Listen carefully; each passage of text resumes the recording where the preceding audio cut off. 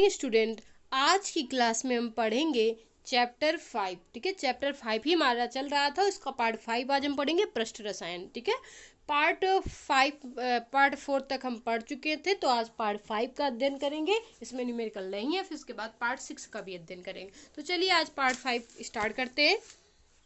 तो चलते हैं, हम आज पढ़ते हैं कोलाइडी विलयन बनाने की विधियाँ। इंग्लिश में इसको क्या बोलते हैं? तो इंग्लिश में बोलते हैं methods of preparation of colloidal solution. ठीक है, तो कोलाइडी विलयन बनाने की विधियां हम पढ़ते हैं। तो कोलाइडी विलयन बनाने की विधियां हमें जरूरत किसमें पड़ती है? तो कल हमने पढ़ा था द्रव स्नेही विलयन और द्रव विरोधी विलयन। जो स्नेही विलयन होता है उसको आसानी से हम परिक्षिप्त प्रावस्था और परिक्षेपण माध्यम के द्वारा बना सकते हैं, लेकिन जो द्रव विरोधी विलयन होता है उसको बनाने के लिए हमें जरूरत पड़ती है इन विधियों की। ठीक है, तो चलिए हम पढ़ते हैं इनको। देखिए आगे पढ़ते हैं इसके बारे में। तो हेडिंग डाल दीजिएगा, उसके बाद देख लीजिए यहाँ पे सबसे पहले वही जो आगे आपको बताया गया कि द्रव स्नेही विलयन को सीधे परिक्षिप्त प्रावस्था और परिक्षेपण माध्यम को मिलाने से तैयार किया जाता है, लेकिन जो द्रव विरागी या द्रव विरोधी विलयन होता है उसको बनाने के लिए विशेष प्रकार की विधियों का उपयोग किया जाता है। तो देखिए, जो द्रव विरागी विलयन होता है या द्रव विरोधी कोलाइडी विलयन होता है उसके बनाने की दो विधियां काम में ली जाती हैं। पहली विधि कौन सी? तो पहली विधि होती है परिक्षेपण विधियां और दूसरी विधियां होती हैं संघनन विधियां। इनको दो पार्ट में बांटा गया, पहली होती है परिक्षेपण विधियां और दूसरा होता है संघनन विधियां। तो परिक्षेपण विधियां कितने प्रकार की होती है पहले उनको पढ़ लेते हैं और फिर संघनन विधियों को पढ़ लेंगे। तो देखिए परिक्षेपण विधियां पढ़ लेते हैं। परिक्षेपण विधियां का कार्य क्या होता है वो पढ़ लेते हैं। परिक्षेपण विधियों का कार्य होता क्या है? तो देखिए परिक्षेपण विधियों का कार्य होता है कोलाइडी विलयन बनाने की विधि जो है वो काम में ली जाती है या जब परिक्षिप्त प्रावस्था के कणों का आकार बड़ा होता है। ठीक है, ये विधि कब प्रयोग में ली जाती है? तो ये विधि जब प्रयोग में ली जाती है जब परिक्षिप्त प्रावस्था के जो कणों का आकार होता है वो थोड़ा सा बड़ा होता है। इस विधि में बड़े कणों को जो होता है तोड़कर या विभाजित करके छोटे कोलाइडी कणों में बदला जाता है। जो बड़े बड़े कण होते हैं, जिस तरह से ये कण है, हम इनको इस तरह से इतने छोटे छोटे से कण में डिवाइड कर लेते हैं। ठीक है, तो यही जो कणों का हम तोड़ते हैं, इसी कणों को तोड़ना, बड़े कणों को जो छोटे कणों का आकार दिया जाता है वही कहलाती है परिक्षेपण विधियां। ठीक है, तो देखिए चलिए आगे परिक्षेपण विधियां पढ़ लेते हैं कितने प्रकार की होती है। तो देखिए परिक्षेपण विधियां लिखा हुआ है, परिक्षेपण विधियों में तीन विधियां सबसे काम में आने वाली हैं जो निम्न है। पहली कौन सी है? तो पहली है यांत्रिक परिक्षेपण विधि। दूसरी कौन सी है? तो दूसरी है ब्रेडिंग आर्क अथवा विद्युत परिक्षेपण विधि, इसी को बोलते हैं, क्या बोलते हैं? ब्रेडिंग आर्क विधि या इसी को बोलते हैं विद्युत परिक्षेपण विधि। तीसरी जो हमारी विधि है वो है पेप्टीकरण या पेप्टेन विधि। ठीक है, इसको बोलते हैं पेप्टीकरण या पेप्टेन विधि। तो इन तीनों विधियों को आज हम पढ़ेंगे, इनके चित्र के बारे में पढ़ेंगे, फिगर के बारे में पढ़ेंगे और इनकी जो परिभाषा है वो पढ़ेंगे। तो देखिए यहाँ पे विधि है, अब हम इन तीनों विधियों का अध्ययन करते हैं। तो पहली विधि कौन सी है उसको बारे में पढ़ते हैं।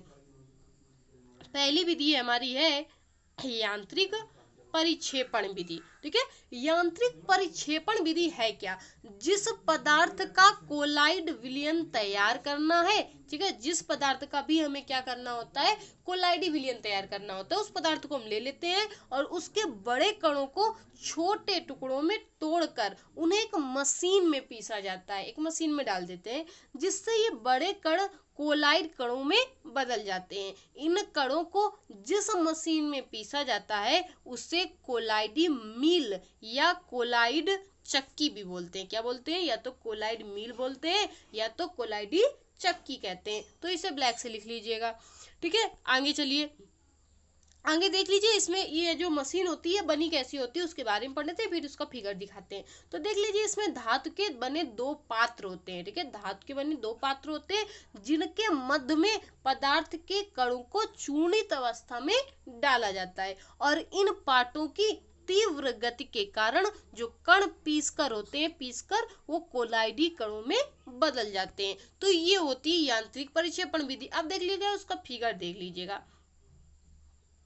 देखिए ये फिगर है। तो देखिए यहाँ पे ये नीचे वाला आपको पात्र दिख रहा है, ये ऊपर वाला फिगर दिख रहा है, पात्र दिख रहा है। अब यहाँ से जो ये ऊपर वाला पार्ट है, यहाँ से हम चूर्ण को डालते हैं, और जब चूर्ण को डालते हैं ये अंदर जाता है, तो ये आपको ये हैंडल दिख रहा होगा, यहाँ से ये क्या होती है, चलाई जाती है चक्की। जब ये चलाई जाती है तो ये दोनों चूर्ण जो होता है वो आपस में यहाँ पे इन दोनों पात्रों के मध्य जो होता है वो पिसता है, और पिस कर वो क्या होता है, महीन हो जाता है। उस तरह से कोलाइडी फॉर्म में परिवर्तित हो जाता है। एक तो इसका फिगर ये पूरा पूरा है जो आपको दिखाया गया है, ये फिगर है आपको पूरा पूरा। और यहीं पे अगर इस तरह से फिगर, इसका सेकंड फिगर देखना चाहें तो देखिए ये फिगर है इसका, वही है, वही काम, वही फिगर है, पर यहाँ पे थोड़ा सा पूरा ना लेके थोड़ा सा शॉर्ट में लिया गया है। तो देख लीजिए ये एक पात्र हो गया, एक पात्र हो गया। इन दोनों के बीच में जो होती है चक्की होती है, उसके बीच में जो वो हम बड़े बड़े कण ऊपर से डालते हैं, तो इन दोनों के बीच में छोटे छोटे फॉर्म में बदल जाते हैं। देखिए यहाँ पे इसको बोलते हैं ड्राइविंग बेल्ट। मतलब यहाँ से जो चक्की चलाई जाती है वो बेल्ट होती है, वो लगी जाती है। ये होती है स्टील डिस्क, ये जो लगी होती है, आपने अभी पीछे फिगर में देखा कि स्टील की जो डिस्क थी यही है।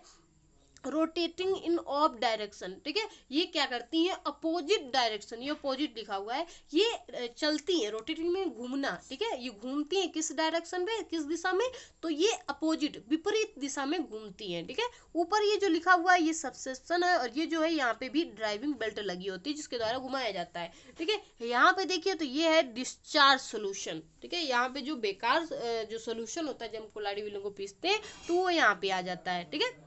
अब देखिए यहाँ पे किन किन के बारे में, तो पेंट और जो हमारा टूथब्रश है उसमें इस विधि का प्रयोग किया जाता है। तो चलिए देख लीजिए, यहाँ पे पढ़ लेते हैं।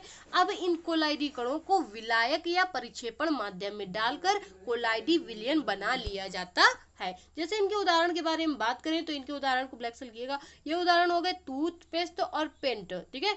टूथपेस्ट और पेंट आदि बनाने के लिए हमें किस विधि का प्रयोग करना होता है, तो यांत्रिक परिक्षेपण विधि का प्रयोग किया जाता है। तो ये थी यांत्रिक परिक्षेपण विधि। अब हम दूसरे विधि के बारे में बात कर लेते हैं। दूसरी विधि हमारी कौन सी थी, विद्युत परिक्षेपण विधि, ठीक है, या ब्रेडिंग आर्क विधि। तो देख ले इस विधि में क्या किया जाता है, इस चित्र का भी फिगर देखेंगे, अभी पहले इसको पढ़ लेते हैं। तो देख लीजिए इस विधि में, ये जो विधि है हमारी, इस विधि द्वारा धातुओं का कोलाइड विलयन तैयार किया जाता है। इस विधि से भी हम कोलाइडी विलयन को ही तैयार करते हैं, लेकिन किसका, धातुओं का कोलाइडी विलयन तैयार करते हैं। अब धातुएं हैं कैसी, तो धातुएं हो गई हमारी सोना और प्लेटिनम, ठीक है, मतलब Au, ठीक है, और प्लेटिनम Pt आदि धातुओं का यदि कोलाइडी विलयन तैयार करना हो तो इसके लिए ये विधि काम में ली जाती है, ठीक है। ये जो विधि काम ली जाती है धातुओं के कोलाइडी विलयन को तैयार करने में काम में ली जाती है। इस विधि में धातु की दो छड़ें लगी होती हैं। पहली होती है NaOH मतलब सोडियम हाइड्रोक्साइड, और दूसरी अथवा KOH, इन दोनों में से कोई एक क्षण इसमें लगी होती है, ठीक है, चाहे पोटेशियम हाइड्रोक्साइड और चाहे तो सोडियम हाइड्रोक्साइड। इनके विलयन में इसको डुबोया जाता है, इन धातुओं की छड़ों के विलयन में इसको डुबोया जाता है, और इन दोनों छड़ों के मध्य विद्युत आर्क उत्पन्न किया जाता है।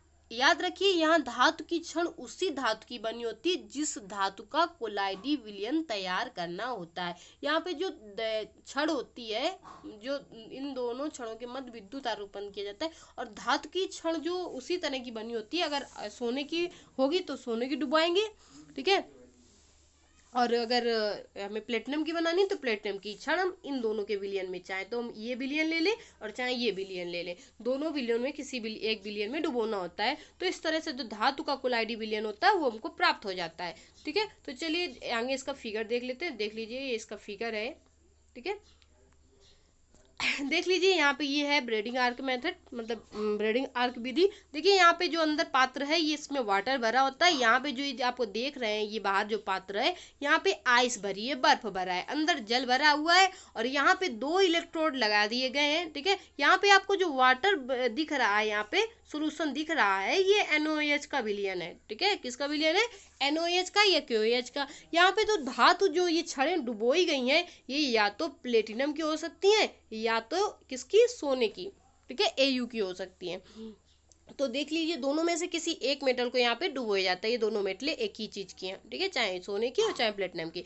तो ये देखिए यहाँ पे लिखा भी है मेटल इलेक्ट्रोड, मतलब धातुओं का इलेक्ट्रोड है ये। तो यहाँ पे इन दोनों के माध्यम से ही आर्क, विद्युत आर्क उत्पन्न किया जाता है। और जब विद्युत आर्क उत्पन्न किया जाता है तो ये जो होता है, ये प्लेटिनम जो होती है, ये क्या बन जाती है, कोलाइडल फॉर्म में परिवर्तित हो जाती हैं। तो ये है, ठीक है। चलिए आगे थोड़ा सा पढ़ लेते हैं। देख लिए यहाँ पे वही बताया गया कि दोनों क्षणों के मध्य जब विद्युत आर्क उत्पन्न करते हैं तो ये क्षण कुछ वाष्प अवस्था में बदलने लगती है, और जो कण वाष्प अवस्था में बदलते हैं उन्हें पानी के संपर्क में लाकर संघनित कर लिया जाता है। मतलब दोनों क्षणों के मध्य जब विद्युत आर्क उत्पन्न होता है और उत्पन्न होता है तो ये क्षण कुछ तो वाष्प अवस्था में बदल जाती हैं, और जो वाष्प अवस्था में नहीं बदल पाती हैं, वो कण वाष्प अवस्था में नहीं बदल पाते, उन्हें हम क्या करते हैं, पानी के संपर्क में लाकर संघनित कर लेते हैं। और इस प्रकार अब जो पानी में धातु के कण प्राप्त होते हैं वो एक कोलाइड आकार के कण होते हैं, जिनको हम क्या करते हैं, परिक्षेपण माध्यम में मिलाकर और उस धातु का कोलाइडी विलयन तैयार कर लिया जाता है। बना हुआ यह कोलाइडी विलयन अस्थायी होता है। कैसा होता है, ये बनता तो है कोलाइडी विलयन, लेकिन ये स्थायी रूप का नहीं होता है, ये अस्थायी होता है। इसके स्थायित्व को बढ़ाने के लिए हम इसमें NaOH या KOH काम में लाते हैं, ठीक है। तो ये विधि थी हमारी कौन सी, विद्युत परिक्षेपण विधि, जिसमें अगर इसका स्थायी नहीं होती है विधि, इसलिए हम इसमें ये मिला देते हैं NaOH और KOH। अगर NaOH और KOH इसमें विलयन में मिलाते हैं तो हमारी जो ये विधि होती है ये स्थायी बन जाती है, मतलब ये स्थायी बनती है। तभी यहाँ पे जो विलयन लिया जाता है वो क्या लिया जाता है, NaOH और KOH का, ठीक है, पोटेशियम हाइड्रोक्साइड और सोडियम हाइड्रोक्साइड। आगे चलते हैं, तीसरी विधि हमारी पेप्टीकरण या पेप्टेन विधि। तो देख लेते हैं, इसको ही पढ़ लेते हैं, पेप्टीकरण या पेप्टेन विधि है क्या। तो देख लीजिए पेप्टीकरण या पेप्टेन विधि, यहाँ पे हम करते क्या है, यहाँ पे कोई फिगर नहीं दिया गया है, ठीक है, केवल भाषा ही आपको लिखनी है। कोई ताज़ा पदार्थ होता है, ठीक है, तो किसी पदार्थ के ताजे बने हुए अवक्षेप को, अगर कोई ताजा पदार्थ होता है उसमें कुछ अवक्षेप बनता है, ठीक है, वे अवक्षेप को उपयुक्त विद्युत अपघट्ट की सहायता से, ठीक है, वो जो अवक्षेप उसमें बनता है उसमें हम क्या करते हैं, विद्युत अपघट्ट की सहायता से कोलाइडी विलयन में परिवर्तित कर लेते हैं। किसकी सहायता से कर लेते हैं, यहाँ पे कुछ नहीं करते हैं, केवल हम विद्युत अपघट्ट की सहायता से ही उसको हम कोलाइडी विलयन में परिवर्तित कर लेते हैं। मतलब किसी पदार्थ के ताजे बने हुए अवक्षेप को उपयुक्त विद्युत अपघट्ट की सहायता से कोलाइडी विलयन में परिवर्तित कर लेते हैं, और इसको हम पेप्टीकरण कहते हैं। पेप्टीकरण की विधि में जिस पदार्थ को विद्युत अपघट्ट के रूप में काम में लिया जाता है उस पदार्थ को पेप्टीकारक कहते हैं। पेप्टीकारक का उपयोग अवक्षेप को कोलाइडी विलयन में बदला जाता है। जो पेप्टीकारक का उपयोग होता है यहाँ पे वो होता है अवक्षेप को कोलाइडी विलयन में बदलना, ठीक है, तो यहाँ पे लिख दीजिए बदलना होता है, ठीक है। तो पेप्टीकारक का उपयोग यहाँ पे क्या होता है, यहाँ पे पेप्टीकारक का जो उपयोग होता है वो होता है अवक्षेप को कोलाइडी विलयन में बदलना, ठीक है। तो ये थी हमारी पेप्टीकरण की विधि। ये फर्स्ट की ही परिक्षेपण माध्यम की 3 विधियां थी जो आपको बता दी गई। अब सेकेंड आते हैं, बात कर लेते हैं संघनन विधियां क्या होती है, उनके बारे में थोड़ा सा पढ़ लेते हैं। इनके बारे में विस्तार से नहीं पढ़ेंगे क्योंकि ये ज़्यादा इंपॉर्टेंट नहीं होती है, ठीक है। तो चलिए संघनन विधि के बारे में थोड़ी सी बात कर लेते हैं बस। तो देख लीजिए संघनन विधियां होती क्या है। संघनन विधियां जब कणों का आकार 1 नैनोमीटर से कम होता है तो संघनन विधि द्वारा इनको संघनित करके अर्थात झुंड बनाकर इनको कोलाइडी आकार दिया जाता है। अर्थात इन कणों के आकार को हम 1 नैनोमीटर से 1000 नैनोमीटर की रेंज में लाया जाता है ताकि उस पदार्थ के कणों का कोलाइडी विलयन जो है वो आसानी से बनाया जा सके। मतलब इनका कम होता है तो इन्हें हम लाने की कोशिश करते हैं 1 नैनोमीटर से 1000 नैनोमीटर के बीच में, ताकि इनका कोलाइडी फॉर्म परिवर्तित किया जाता है। अब इनके प्रकार पढ़ लेते हैं, संघनन विधियां होती कितनी है और कितने प्रकार से बनाई जाती है। तो देखिए संघनन विधियों में मुख्य रूप से रासायनिक अभिक्रियाओं द्वारा कोलाइडी विलयन तैयार किया जाता है। मुख्य रूप से तो हम इसमें रासायनिक अभिक्रियाओं द्वारा ही विलयन को तैयार करते हैं। यहाँ कुछ जो संघनन विधियों का अध्ययन करते हैं जो निम्न प्रकार है। पहली जो हमारा नंबर है वो है विलायक के विनिमय से हम करते हैं। संघनन विधि में विलायक के विनिमय का प्रयोग करते हैं। दूसरी है भौतिक अवस्था में परिवर्तित करके, तीसरी है आक्सीकरण द्वारा, और चौथा है अपचयन द्वारा, और पांचवा है दिक् अपघटन द्वारा। तो इनके जो पार्ट हैं वो बता दिए गए, इनके अंदर आपको नहीं बताया जाएगा क्योंकि ये ज़्यादा इंपॉर्टेंट नहीं है परीक्षा की दृष्टि से, ठीक है। तो यहाँ पे हम इसको केवल यहाँ पे इसके नंबर बताए गए हैं, इसके बारे में विस्तार पूर्वक यहाँ पे नहीं बताया गया, ठीक है। तो ये थी हमारी विधियाँ। अब हम देख लेते हैं, टाइम है, चले तो फिर हम पढ़ लेते हैं कोलाइडी विलयन का शुद्धिकरण भी यहाँ पे पढ़ लेते हैं। कोलाइडी विलयन का शुद्धिकरण क्या होता है, मतलब किस प्रकार से हम कोलाइडी विलयन को शुद्ध करते हैं। ठीक है, तो यहाँ पे लिखा है, हेडिंग डाल लीजिएगा, कोलाइडी विलयन का शुद्धिकरण। ठीक है, या हम इसी को बोल सकते हैं अपोहन सूक्ष्म निस्पंदन क्या होता है। ठीक है, अभी हमने पढ़ा कोलाइडी विलयन के बारे में, कोलाइडी विलयन के गुण भी पढ़ने आएंगे आपको। अभी हमने विधियां पढ़ी हैं, अब इसके शुद्धिकरण के बारे में पढ़े, मतलब इनको शुद्ध कैसे करते हैं। कोलाइडी विलयन जो अशुद्ध होते हैं उनको शुद्ध कैसे करते हैं। तो देख लीजिए, यहाँ पे पढ़ते हैं, कोलाइडी विलयन से अशुद्धि हटाने के लिए निम्न विधियां काम में ली जाती हैं। कोलाइडी विलयन में अगर अशुद्धि होती है तो इसको हटाने के लिए हम 3 विधियां प्रयोग करते हैं। पहली विधि है अपोहन, जिसे बोलते हैं डायलिसिस। दूसरी है विद्युत अपोहन, जिसको बोलते हैं इलेक्ट्रोडायलिसिस। और तीसरी है अति सूक्ष्म फिल्टरन या अति सूक्ष्म निस्पंदन। ठीक है, तो ये हमारी हो गई तीसरी विधि। इन 3 विधियों का प्रयोग हम यहाँ पे करते हैं, जिसकी सहायता से कोलाइडी विलयन जो अशुद्ध होता है उसको शुद्ध कर लिया जाता है। तो चलिए पहले नंबर पे अपोहन को हम पढ़ लेते हैं। अपोहन को हम इंग्लिश में बोलते हैं डायलिसिस। तो चलिए देखते हैं अपोहन के बारे में। तो देखिए, ये जो हमारी है अपोहक, ये हमारा चित्र है अपोहन का। एक मिनट, ये अपोहन का चित्र है। तो सबसे पहले देख लीजिए, यहाँ पे लिखा क्या है, एक जंतु झिल्ली से बने पात्र। ये जंतु झिल्ली की बनी होती है।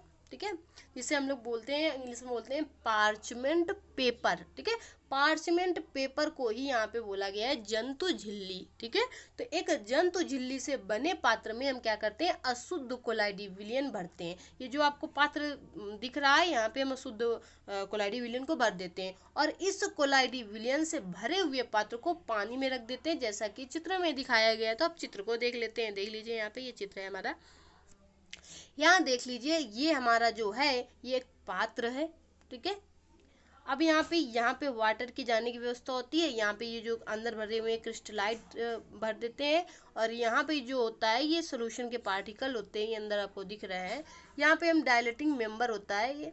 ठीक है, ये मेंबर होता है। अब यहाँ पे आपसे बताया गया कि एक जंतु झिल्ली होती है, और उस जंतु झिल्ली के अंदर, ठीक है, यहाँ पे जो है ये वाटर भरा होता है। यहाँ पे जो भरा हुआ है ये वाटर दिख रहा है, यहाँ पे, यहाँ से वाटर निकलता है। ठीक है, तो देखिए यहाँ पे है क्या, तो ये अंदर जो होता है एक जंतु झिल्ली होती है, मतलब एक पार्चमेंट पेपर होता है। और देखिए ये पार्चमेंट पेपर है, यहाँ पे हम अशुद्ध कोलाइडी विलयन को भर देते हैं। तो ये जो पात्र दिख रहा है इसको अपोहक पात्र बोलते हैं। क्या बोलते हैं, अपोहक पात्र। तो इस अपोहक पात्र में हम क्या करते हैं, अशुद्ध कोलाइडी विलयन को भर देते हैं। ये जो है ये क्या भरा हुआ है, इसमें कोलाइडी विलयन भरा हुआ है। किस प्रकार का कोलाइडी विलयन भरा है, तो अशुद्ध।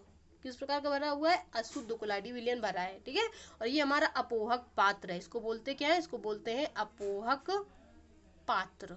ठीक है, तो हम लिखेंगे, सबसे पहले हम क्या करते हैं, पार्चमेंट पेपर की सहायता से जंतु झिल्ली में क्या करते हैं, अपोहक पात्र में एक हम क्या करते हैं, अशुद्ध कोलाइडी विलयन को भर देते हैं। और इस अशुद्ध कोलाइडी विलयन को भर देते हैं, और यहाँ पे नीचे जहाँ पे एक पात्र होता है वहाँ पे पानी भरा रहता है, उसी के अंदर रख देते हैं। तो वही हमने किया है, यहाँ पे रख दिया है। अब आगे थोड़ा सा पढ़ लेते हैं इसके। तो देखिए अब यहाँ पे होता क्या है, यहाँ पे लिखा हुआ है कि जंतु झिल्ली के गुण के अनुसार यह पार्चमेंट पेपर कोलाइडी विलयन में उपस्थित अशुद्धियां झिल्ली से बाहर जो पानी भरा होता है, देखिए यहाँ पे भरा हुआ है, यहाँ पे देख लीजिए, यहाँ पे भी चित्र में बताया कि ये जो इसके अंदर भरा हुआ है ये कोलाइडी विलयन है। यहाँ पे जो भरा हुआ है ये क्या है, पानी है। तो ये जब हम इसमें ये जंतु झिल्ली जो है, जिसे अपोहक पात्र भी बोलते हैं, ठीक है, ये जंतु झिल्ली का बना होता है, पार्चमेंट पेपर का बना होता है। इससे जो कोलाइडी विलयन की जो अशुद्धियाँ होती हैं वो नीचे पानी में मिलने लगती हैं, यहाँ पे आ जाती हैं, यहाँ पे सब पे ये भर जाती हैं। तो ये जो अशुद्धियाँ होती हैं वो निकल के पानी में मिल जाती हैं। तो इस प्रकार से जो विलयन अंदर प्राप्त हो जाता है वो हमें शुद्ध विलयन प्राप्त हो जाता है। तो इस प्रकार से हमें शुद्ध विलयन प्राप्त हो जाता है। तो चलिए उसी की थ्योरी है जो आगे पढ़ लेते हैं, थोड़ा सा थ्योरी दी हुई है, इसी को पढ़ लेते हैं। देखिए वही यहाँ पे बोला गया है कि जंतु झिल्ली के गुण के अनुसार कोलाइडी विलयन में उपस्थित अशुद्धियां झिल्ली से बाहर स्थित पानी में विसरित होने लगती हैं, और इस तरह धीरे धीरे पूरी अशुद्धियां झिल्ली से पार होकर पानी में चली जाती हैं, और जंतु झिल्ली पात्र में केवल शुद्ध अवस्था में कोलाइड कण या पदार्थ शेष बच जाता है। तो यह शुद्ध पदार्थ या शुद्ध अवस्था में कोलाइडी विलयन रह जाता है, जिसमें अब किसी प्रकार की विद्युत अपघट्ट या आयनिक या अनआयनिक प्रकार की अशुद्धि उपस्थित नहीं है। इस संपूर्ण प्रक्रिया को अपोहन कहा जाता है। तो यही अपोहन कहलाती है। जब हमें शुद्ध मिल जाता है पदार्थ तो यही क्रिया क्या कहलाती है, अपोहन कहलाती है। देखिए, और इस विधि द्वारा कोलाइडी शुद्धिकरण को अपोहन विधि कहते हैं। कोलाइडी शुद्धिकरण तो कहते हैं, तो क्या बोलते हैं, कोलाई अपोहन विधि कहते हैं। तो ठीक है, अपोहन विधि तो हमने पढ़ ली। अब हम दूसरी विधि पढ़ लेते हैं, विद्युत अपोहन भी पढ़ लेते हैं। ठीक है, विद्युत अपोहन सेम इसी तरह से होता है, सेम चीजें भरी रहती है, बस वहां पर केवल एक चीज एक्स्ट्रा की जाती है। क्या की जाती है, वहां पे हम इलेक्ट्रोड लगा देते हैं अगल बगल। ठीक है, बाकी सेम यही थ्योरी रहेगी, यही चीज किया जाता है, यही सेम चित्र रहेगा। तो चलो उसको भी पढ़ लेते हैं। ये है हमारा विद्युत अपोहन, जिसको इंग्लिश में बोलते हैं इलेक्ट्रोडायलिसिस। ठीक है, इसके बारे में भी पढ़ लेते हैं। देख लीजिए, अभी यहाँ पे लिखा भी है वही चीज।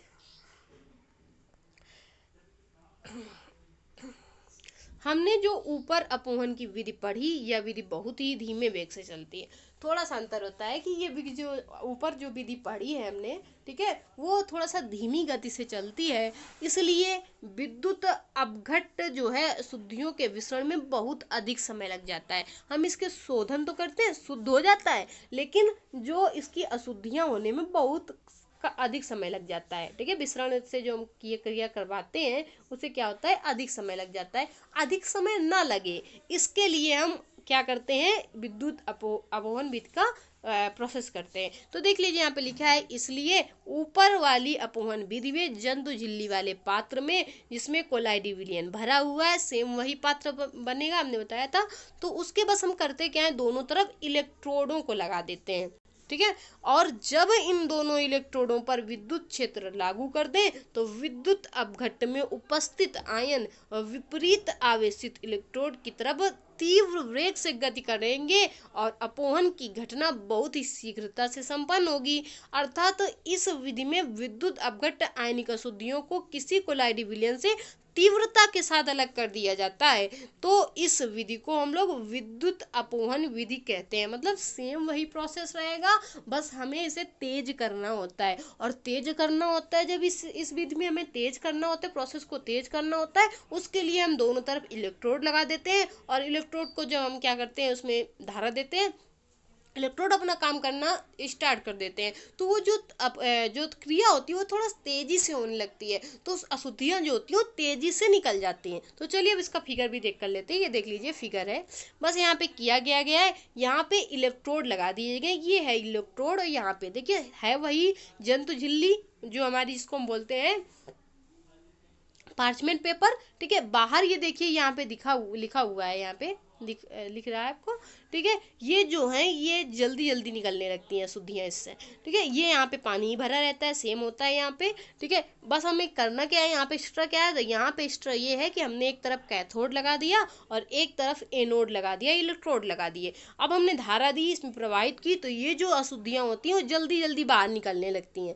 और जल्दी जल्दी बाहर निकलते हैं तो ये जो अशुद्धियाँ होती हैं इसकी आयनिक जो विद्युत अपघट्ट की, वो क्या होती हैं, आसानी से जल्दी से निकल जाती हैं। और इस विधि को ही हम लोग विद्युत अपोहन कहते हैं। तो ये थी विद्युत अपोहन विधि। ठीक है, चलिए आगे थोड़ा सा पढ़ लेते हैं। एक और विधि थी हमारी, वो थी हमारी अति सूक्ष्म फिल्टरन या अति सूक्ष्म निस्पंदन। इसको अगर इंग्लिश में बोलना चाहें तो इसको क्या बोलते हैं, अल्ट्रा फिल्ट्रेशन। ठीक है, इसको अति सूक्ष्म फिल्टरन या अति सूक्ष्म निस्पंदन कहते हैं। इसमें चित्र तो नहीं है पर थोड़ी सी भाषा है, इसको पढ़ लेते हैं। ठीक है, तो चलिए देख लीजिए, यहाँ पे इसमें कोई फिगर नहीं बनेगा, लिखा हुआ है, यदि साधारण फिल्टर पेपर के छिद्रों का आकार, अगर कोई फिल्टर पेपर है तो साधारण फिल्टर पेपर के छिद्रों का आकार यदि कम कर दिया जाए तो इस फिल्टर पेपर को कोलाइडी विलयन के शुद्धिकरण में उपयोग किया जा सकता है। साधारण फिल्टर पेपर के छिद्रों का आकार घटाने की प्रक्रिया, जो हम इसका फिल्टर पेपर जो है वो कम कर देते हैं, उसके छिद्रों को घटाने की प्रक्रिया को, जिससे केवल इस फिल्टर से अशुद्धि के कण ही विसरित हो सके, कोलाइडी के कण नहीं। यही क्रिया अति सूक्ष्म फिल्टरन या अति सूक्ष्म निस्पंदन कहलाती है। और इस प्रक्रिया के बाद बने साधारण फिल्टर को अति सूक्ष्म फिल्टर कहा जाता है। इसके लिए साधारण फिल्टर पेपर को जिलेटिन या कोलाइडियन के रूप में डुबोया जाता है और इसके बाद इसे सुखा दिया जाता है। इससे फिल्टर के रंध्रों या छिद्रों का आकार छोटा हो जाता है। अब यह सूक्ष्म फिल्टर केवल अशुद्धि के कणों को ही विसरित होने देगा, कोलाइडी कणों को नहीं। ठीक है, तो ये जो क्रिया हमारी कहलाती है, यही कहलाती है अति सूक्ष्म फिल्टरन। इसमें क्या किया जाता है, हम उनको जो छिद्र होते हैं फिल्टर पेपर के, उनको थोड़ा कम कर देते हैं, घटा देते हैं। और जब ये घट जाते हैं तो ये क्या हो जाते हैं, यहाँ से केवल हमारी अशुद्धियाँ ही विसरित होती हैं और कोलाइडी कण यहाँ से विसरित नहीं होते। तो इसे ही हम लोग बोलते हैं अति सूक्ष्म निस्पंदन। ठीक है, तो ये थी अति सूक्ष्म निस्पंदन। आगे है हमारा क्या, कोलाइडो के गुण। तो रहने दीजिए, यहाँ तक ही काफ़ी है आज की क्लास में। कल हम पढ़ेंगे कोलाइडियों, मतलब कल की अगले पार्ट में पढ़ेंगे कोलाइडों के गुण। ये पार्ट 5 था हमारा। पार्ट 6 में हम पढ़ेंगे कोलाइडों के गुण, क्योंकि इसमें न्यूमेरिकल नहीं है इस चैप्टर पर, इसलिए हमें केवल थ्योरी ही पढ़नी है।